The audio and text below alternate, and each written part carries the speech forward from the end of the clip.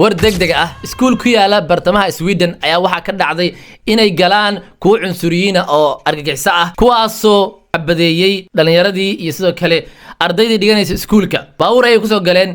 kadibna waxay bilaabeen inay xabad furaan dhowr qof ay ahaayeen laba qof ayaa ilaa hadda la sheegay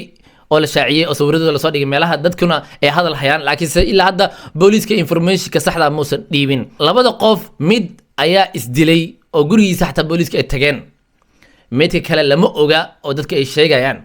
goobtii booliis badan ayaa joogo ilaa caawadan ama muuqaalka duubayo goobta baaritaan badan ayaa ku socdo sidoo kale dhaawacyaashii way sii badanayaan oo dhaawac badan ayaa jiro sidoo kale dhimashadana kor ayay sii aadaysaa 10 ayaa hadda la sheegayaa in ay dhimatay way ka badnaan kartaa sidoo kale iskuulkaas iskuul wuxuu ahaa dhalinyarada waaweyn xogaa ay dhiganayeen maadooyin ku akhriyaan sidoo kalena ay ku bartaan xirfado kala duwan Soomaali badan ayaa dhigato iskuulkaas dhalinyarada la soo xiriirtay ayaa ii sheegay in ay iskuulka ka baaqdeen maalintaas masaajidka Örebro waa la xiray ilaa iyo xaaladan inta ay ka dagayso masaajidka uu xirnaa doona ay soo qoreen gudiga masaajidka message yariisa marka reer Sweden is ilaaliya cunsuriyiin soo soo bateen